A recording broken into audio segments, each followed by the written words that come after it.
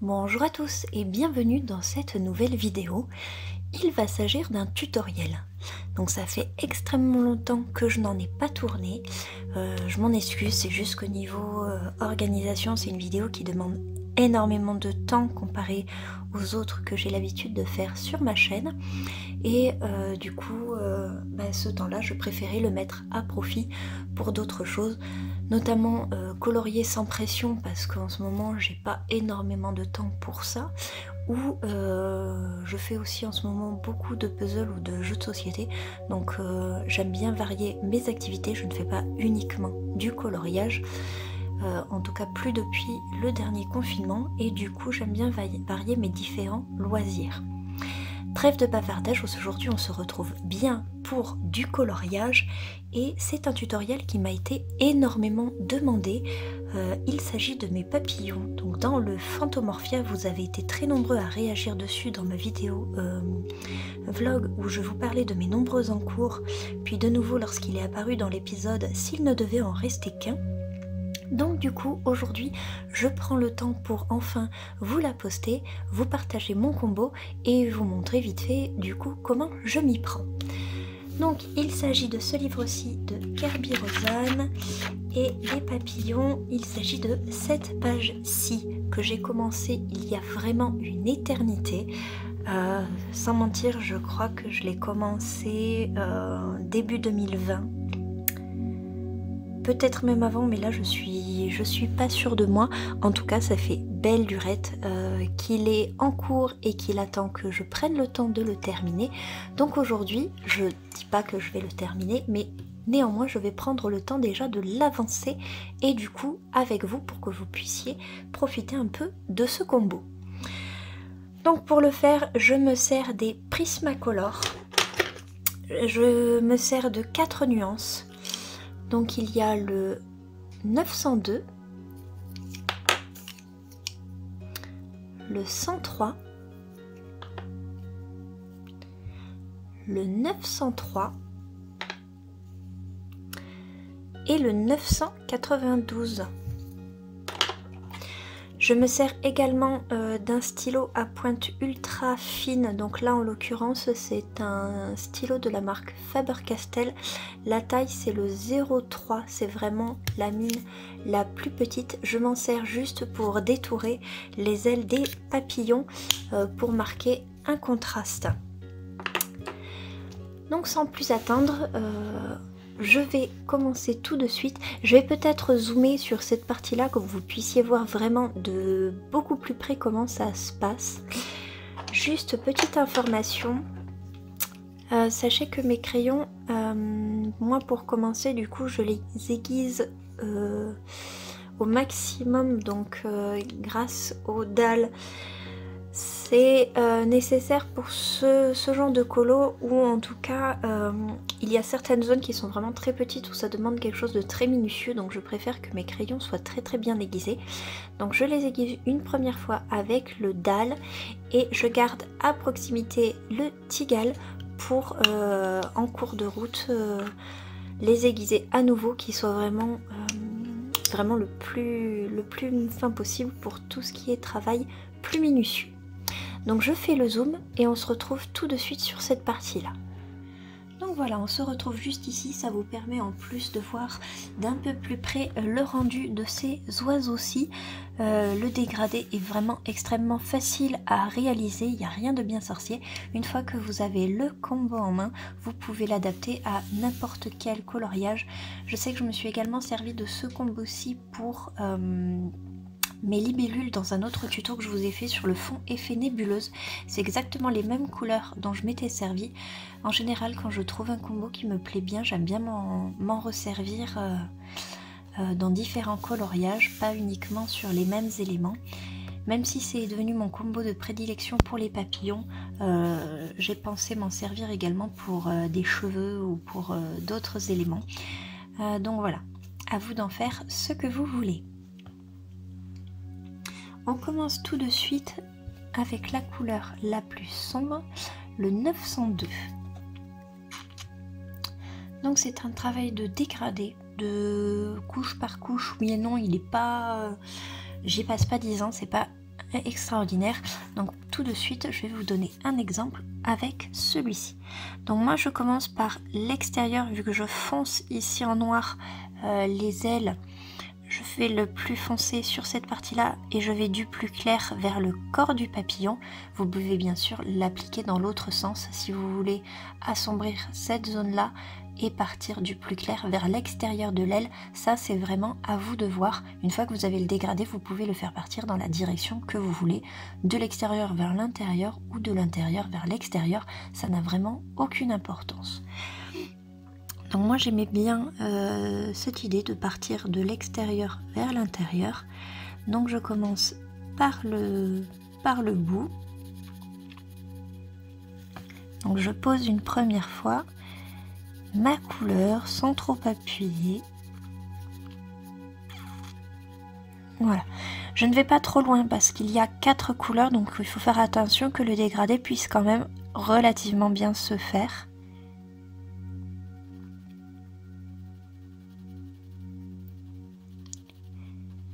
Voilà. Et encore une fois, je vais filmer en temps réel, je ne vais pas faire d'accéléré. Donc pour ceux qui veulent que le tuto soit un peu plus rapide, je vous laisse avancer dans les vidéos. Pour les autres, je veux vraiment que vous puissiez voir étape par étape la réalisation du coloriage. Donc la deuxième couleur que je prends, il s'agit du 103. Donc je repasse toujours par la zone que je viens de colorier pour fondre ma couleur et harmoniser le dégradé. Puis j'avance un peu plus dans la zone non coloriée.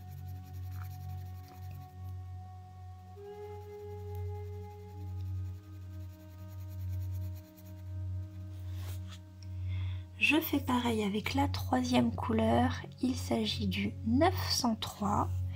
Je fais la même chose, je repasse sur la couleur que je viens de déposer et je vais un peu plus loin. C'est le principe de n'importe quel dégradé.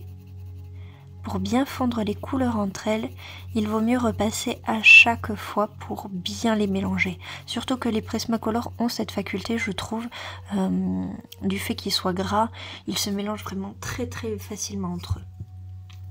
Et enfin la dernière couleur, il s'agit du 992. Et donc cette fois je repasse et je viens remplir ce qu'il me reste de la zone à colorier. Et voilà, vous avez ici le premier dégradé. Donc ensuite je vais faire de même avec les autres.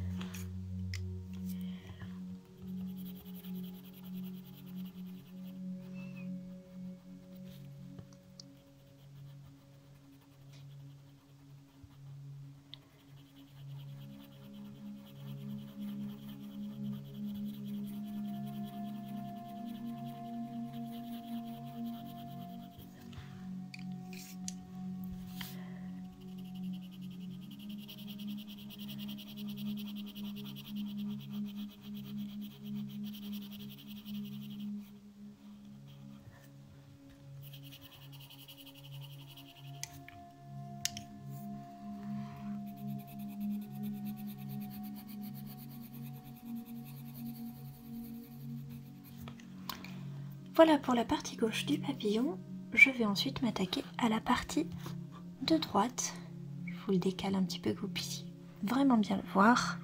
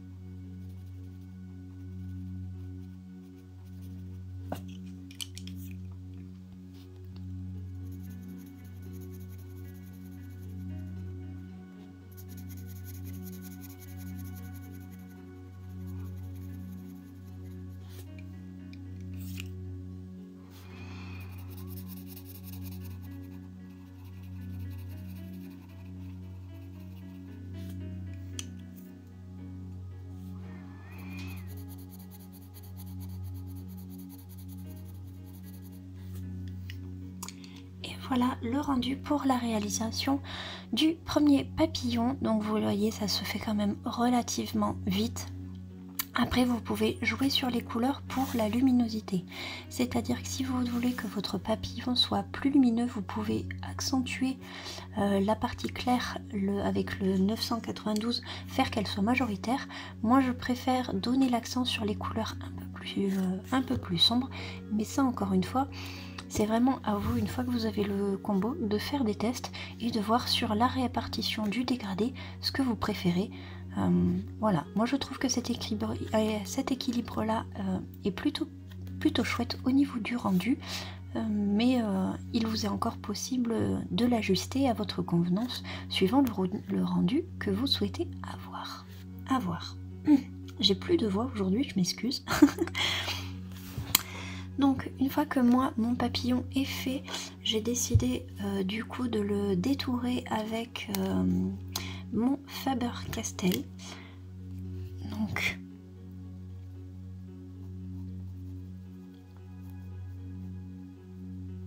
j'aime bien le rendu, et puis c'était aussi pour pas non plus passer 1000 ans sur mes papillons, déjà que c'est un encours qui traîne. Je pensais sérieusement pas quand j'avais commencé ce colo qu'il allait me prendre autant de temps, et puis c'est aussi parce que sur cette partie là j'avais trouvé mon dégradé du coup sur l'intérieur des ailes, et sur cette partie là je ne savais pas de quelle couleur le faire pour vraiment mettre les ailes en évidence, et le noir s'est imposé finalement. Ça m'a semblé un choix plutôt judicieux pour faire ressortir la couleur.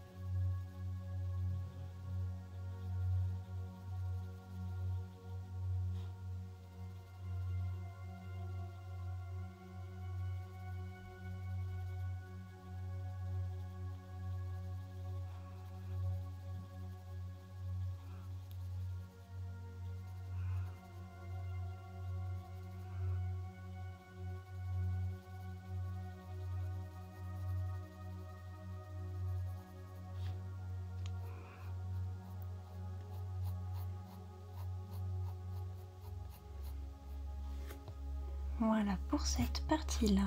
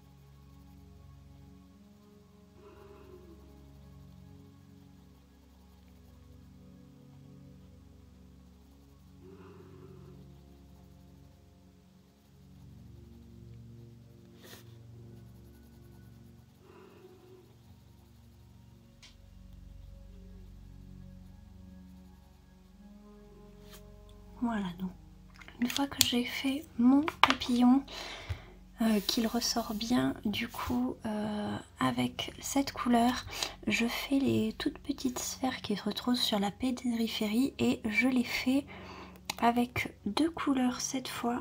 Je choisis la 103 et je fais uniquement la moitié du cercle.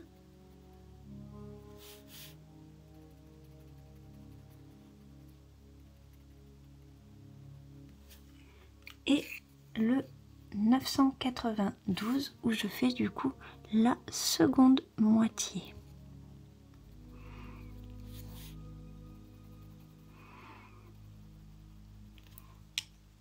Voilà, j'essaie de faire pareil. Donc c'est pour ça que je vous disais que pour ce genre de coloriage, il fallait que les crayons soient vraiment bien aiguisés parce qu'il y a certains détails qui demandent énormément de minutie. Voilà, si le crayon n'est pas bien aiguisé, eh bien vous vous retrouvez avec quelque chose qui est au final assez grossier parce que l'élément ne permet pas voilà, d'avoir un rendu identique suivant comme votre crayon est aiguisé. Donc voilà, vous avez le rendu final sur mon papillon. S'il vous plaît, n'hésitez pas en tout cas à le reproduire vous de votre côté. Moi je vais avancer doucement cette partie-là. Voilà, je couperai quand j'estimerai que vous en aurez assez. Je vais peut-être finalement essayer d'accélérer cette partie parce que maintenant que vous avez vu en temps réel la réalisation d'un papillon en entier, c'est peut-être pas nécessaire que vous l'ayez sur tous les autres papillons, et puis sinon la vidéo va durer 3 ans, juste pour un petit tutoriel c'est pas forcément nécessaire. Donc je vous laisse là et je vous dis à très vite dans une prochaine vidéo.